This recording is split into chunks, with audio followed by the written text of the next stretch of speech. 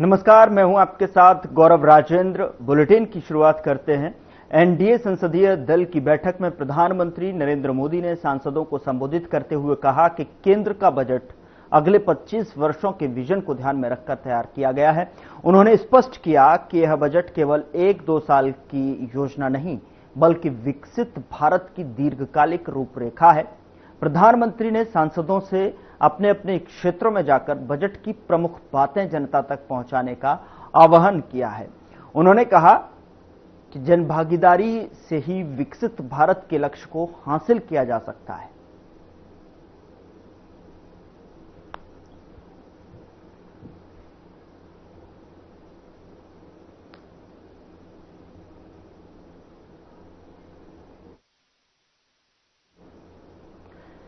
तो एनडीए की बैठक में प्रधानमंत्री नरेंद्र मोदी शामिल हुए और इस बैठक में कहीं ना कहीं आम बजट को लेकर जिस तरीके से केंद्र ने जो बजट पेश किया है, जनभागीदारी से ही उसका विकसित होगा भारत। उधर भारतीय जनता पार्टी के नेता नटवर गोयल से खास बातचीत की हमारे ब्यूरो हेड सपना चारण ने, और इस बातचीत में क्या कुछ खास रहा आपको सुनाते हैं। बहुत ही जानी मानी हस्ती आज हमारे साथ हैं श्री नटवर गोयल जी, जो कि वैश्य समाज के बड़े नेता हैं, वैश्य समाज के राष्ट्रीय उपाध्यक्ष भी हैं। इसके अलावा मैं आपको उनका इंट्रोडक्शन करा दूं, ये भारतीय उद्योग व्यापार सम्मेलन के भी राष्ट्रीय अध्यक्ष हैं और भारतीय जनता पार्टी के नेता भी हैं। नया बजट आया है, उस पर उनकी राय जानेंगे। सर, नया बजट आया है, उस पर क्या कहना चाहिए? देखिए, जैसा कि हम सभी जानते हैं, यशस्वी प्रधानमंत्री श्री नरेंद्र मोदी जी के नेतृत्व में जो बजट आया है, ये निश्चित तौर के प्रदेश के विकास में, देश के विकास में और कहीं न कहीं जो हमारे बेरोजगारों को, नवयुवक जो लोगों को रोजगार ज़्यादा देना, ज़्यादा व्यापारियों को सबसे बड़ा लाभ इसका मिलने वाला है।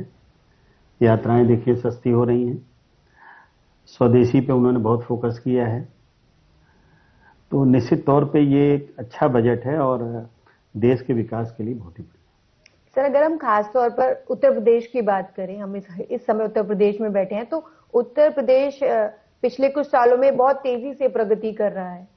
तो क्या लगता है आपको इस बजट का उत्तर प्रदेश ऐसा असर रहेगा आने वाली ग्रोथ पर?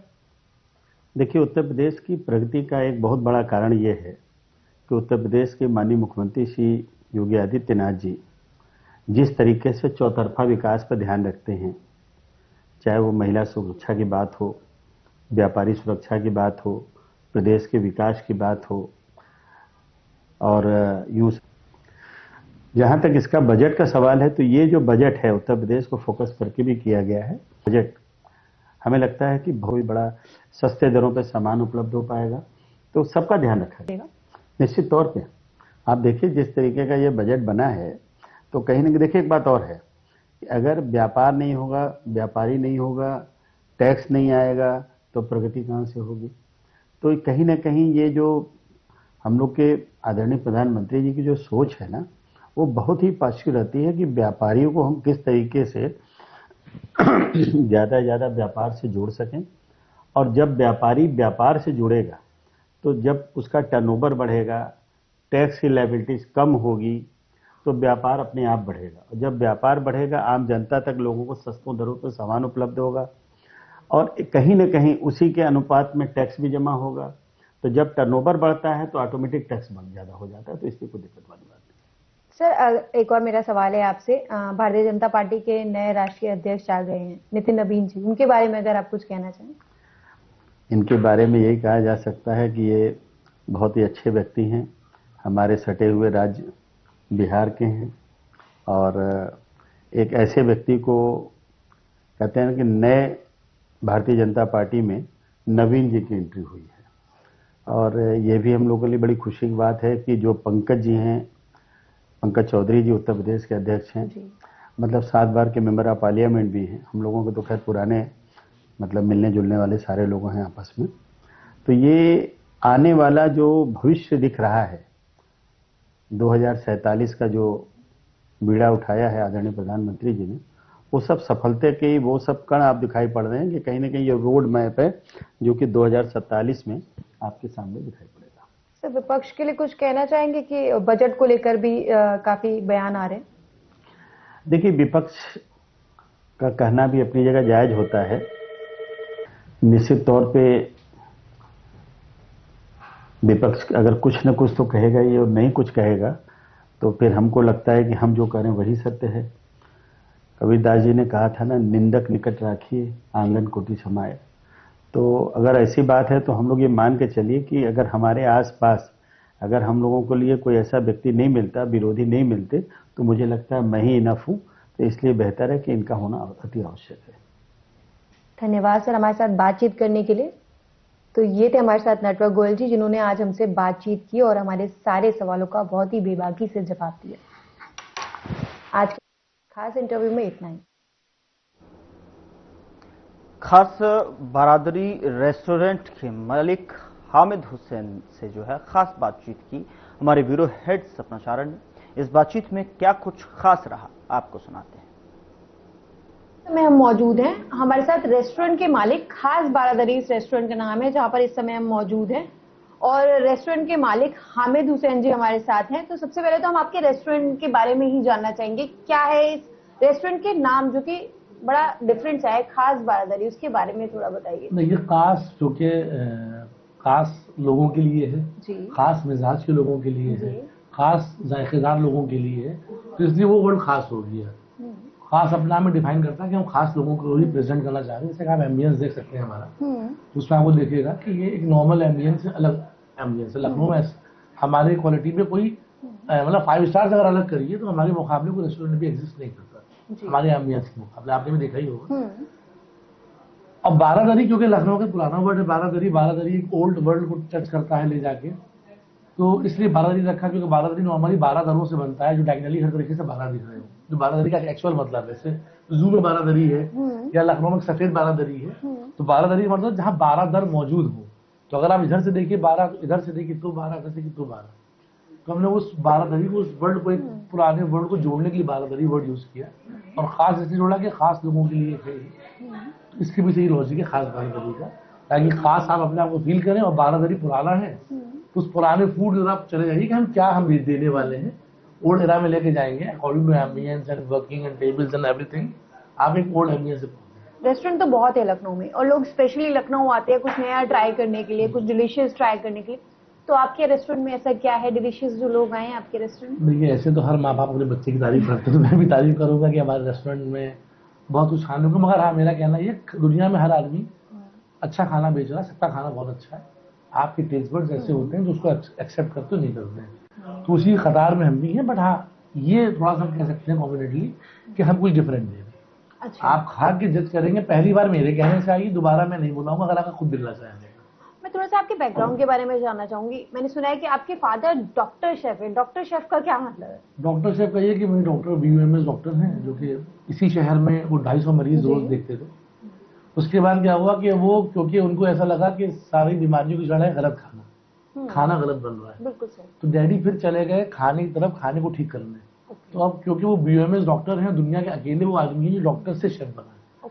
तो जब खाना एक डॉक्टर को जब शेफ बनता है तो फिर इतना खाना मेडिकेटेड हो जाता है कि हमारे साथ कबाबची में, हमारा कबाबची रेस्टोरेंट भी है।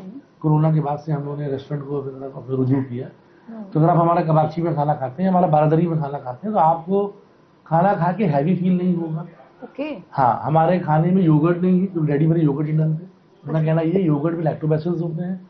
योगर्ट जो है वो लैक्टोबैसिलस से बनता है। अगर आप उसको 300 डिग्री पे गर्म करेंगे दही को, तो लैक्टोबैसिल मर जाएगा, तो वो फिर एक स्मेल पैदा करेगा और वो हाजमे के लिए फिर नहीं बचा।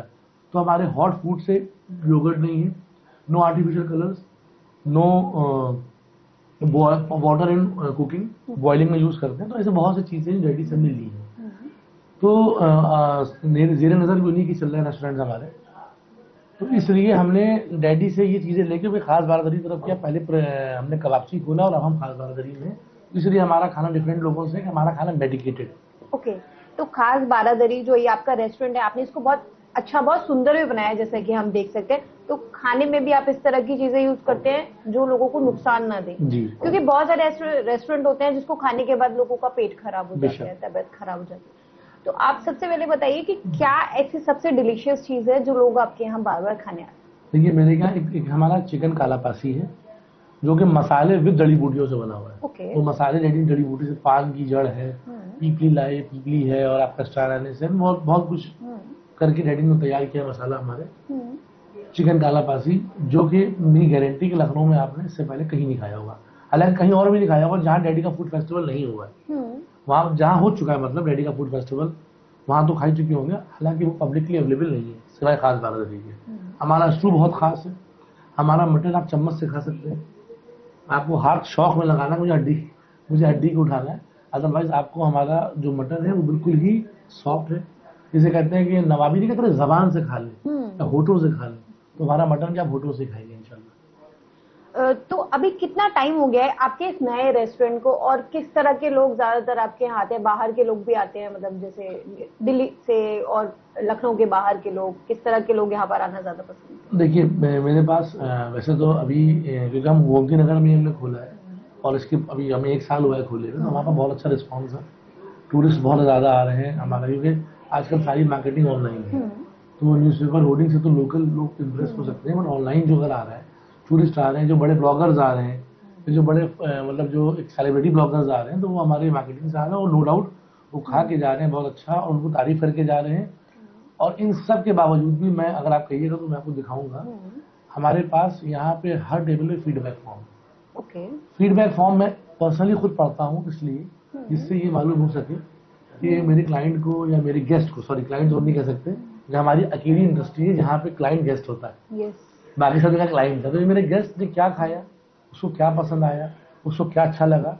तो अगर हम आपको 1000 फीडबैक फॉर्म दिखाएंगे तो 0.1% ने गुड कहा है, बाकी सब ने एक्सीलेंट कहा। हमारे पास 3 चीजें हैं, excellent, good and average. Average टिक कहीं पे नहीं है, सब ने तारीफ करी, सबके नाम और नंबर मौजूद है। आप किसी से रैंडमली कॉल करके फीडबैक ले सकते हैं, हम भी फीडबैक लिया करते हैं, ये कैसा खाना लगा आपको, क्या कमी थी, क्या हम उस कमी को बेशतर ठीक कर सकते हैं। तो वो फीडबैक जरूरी है, उस पर हम काम भी करते हैं। लोग अल्हम्दुलिल्लाह पसंद कर रहे हैं, लोग आ रहे हैं बाहर से भी, शहर से भी। तो हम भी देखेंगे इनका खाने में ऐसा क्या खास है, जरूर ट्राई करके देखेंगे और आपको भी बताएंगे कि क्या यहाँ सबसे टेस्टी है, और आप सब भी जरूर आए और ट्राई करें। उधर नई दिल्ली में एनडीए संसदीय दल की बैठक आयोजित हुई। प्रधानमंत्री मोदी ने एनडीए संसदीय दल की बैठक में भाग लिया।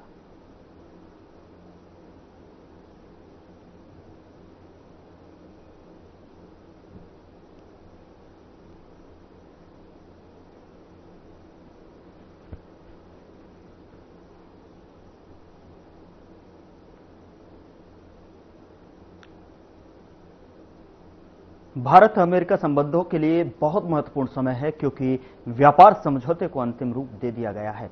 इस पर ट्वीट करते हुए केंद्रीय गृह मंत्री अमित शाह ने कहा कि जिसमें टैरिफ में काफी कमी करके इसे 18% कर दिया गया है और इससे मजबूत व्यापारिक संबंधों और आपसी विकास का मार्ग प्रशस्त हुआ है।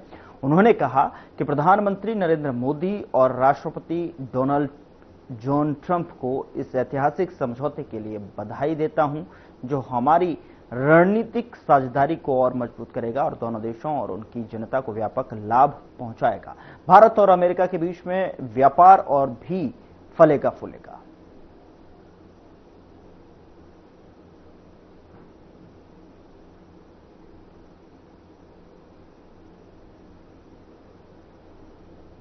मुख्यमंत्री योगी आदित्यनाथ ने पूर्व अपर मुख्य सचिव गृह और वर्तमान में उनके सलाहकार अवनीश अवस्थी की तारीफ की। इस दौरान उन्होंने क्या कुछ कहा, आपको सुनाते हैं। कुछ वर्ष पहले आईआईटी मेरे पास आई थी, उन्होंने कहा कि हम मेडिकल के फील्ड में कुछ करना चाहते हैं। तो मैंने कहा आईआईटी को मेडटेक का एक सेंटर ऑफ एक्सीलेंस विकसित करना चाहिए। उन्होंने कहा हमारे पास इतना पैसा नहीं। हमने कहा राज्य सहयोग करेगा। मैंने उस समय के हमारे एडिशनल चीफ सेक्रेटरी और वर्तमान में एडवाइजर के रूप में कार्य कर रहे हैं श्री अवनीश अवस्थी जी, उनको मैंने कहा कि भाई आप आईआईटी कानपुर के प्रोडक्ट हैं। आप एक बार वहां जाके देखें तो इसके बारे में क्या हो सकता है। और वे गए और उसके बाद आईआईटी कानपुर के साथ मिलकर के हम लोग मेडटेक के एक सेंटर ऑफ एक्सीलेंस को विकसित करने के सामने हम लोगों ने उस समय कहा कि हम राज्य की तरफ से 50 करोड़ देंगे। और आप आश्चर्य करेंगे कि इस समय 1200 करोड़ रुपए का एक मेडटेक का सेंटर ऑफ एक्सीलेंस वहां बहुत अच्छे ढंग से विकसित हो रहा है, जिसमें स्टेट गवर्नमेंट भी सपोर्ट कर रहा है और आईआईटी कानपुर के एलुमनाई उसमें सपोर्ट कर रहे हैं उस पूरे सेंटर को विकसित करने के लिए। बहुत अच्छे ढंग से विकसित कर रहे हैं। एससीपीजीआई दूसरे सेंटर के रूप में विकसित हो रहा है। और उत्तर प्रदेश में जो इसके बारे में यहां पर हमारे नीति आयोग के माननीय सदस्य डॉक्टर विनोद पॉल जी ने जो बात यहां पर कही है कि उत्तर प्रदेश में पहले से इस प्रकार की संभावनाएं हैं। हमारे पास नेशनल लेवल की 4 सेंट्रल लेबोरेटरीज यूपी के अंदर पहले से मौजूद हैं। सीडीआरआई है, एनबीआरआई है, इस प्रकार की पूरी लाइब्रेरी इसी लखनऊ में मौजूद हैं। तमाम सेंटर ऑफ एक्सीलेंस यहां पे पहले से मौजूद उत्तर प्रदेश में मौजूद हैं।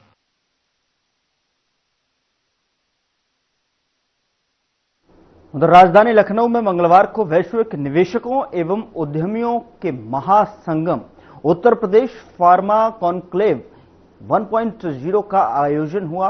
कार्यक्रम होटल ताज में आयोजित किया गया और इसमें मुख्यमंत्री योगी आदित्यनाथ और डिप्टी सीएम ब्रजेश पाठक भी शामिल हुए।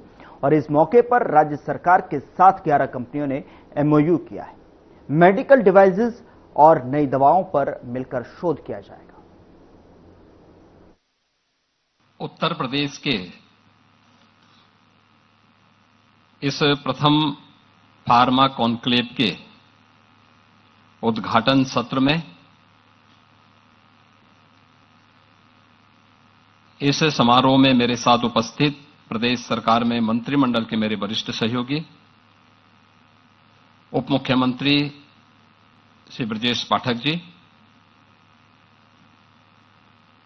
प्रदेश सरकार के मंत्रिमंडल के मेरे वरिष्ठ सहयोगीगण, औद्योगिक विकास के मंत्री श्री नंद गोपाल गुप्ता नंदी जी, एमएसएमई विभाग के मंत्री श्री राकेश सचान जी, औद्योगिक विकास के राज्य मंत्री श्री जसवंत सैनी जी, राज्यसभा के माननीय सदस्य रेमकी ग्रुप के फाउंडर सयोध्या रामी रेड्डी जी, सदस्य नीति आयोग डॉक्टर विनोद के पॉल जी, सन फार्मा के श्री दिलीप सांघवी जी, चाइंडस लाइफ साइंसेज के श्री पंकज पटेल जी, मैनकाइंड फार्मा के Shri Ramesh Juneja ji, doctor Reddy lab Shri Satish Reddy ji, Torrent Pharma के श्री जीनल मेहता जी, एमएसएन लैब के चेयरमैन श्री एमएसएन रेड्डी जी,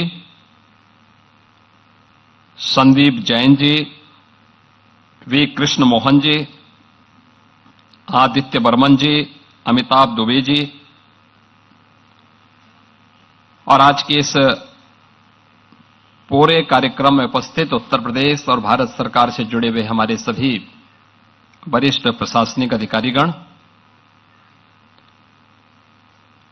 पूर्व ड्रग कंट्रोलर जनरल और उत्तर प्रदेश सरकार के फार्मा सेक्टर के adviser doctor JN Singh ji, Awanish Awasthi ji, Deepak Kumar ji और उपस्थित इस फील्ड से जुड़े हुए हमारे सभी स्टेक होल्डर्स और उपस्थित बहन और भाइयों, मैं प्रदेश के इस पहले फार्मा कॉन्क्लेव के इस उद्घाटन सत्र के अवसर पर आप सभी का मैं प्रदेश सरकार की ओर से हृदय से स्वागत करता हूं, अभिनंदन करता हूं।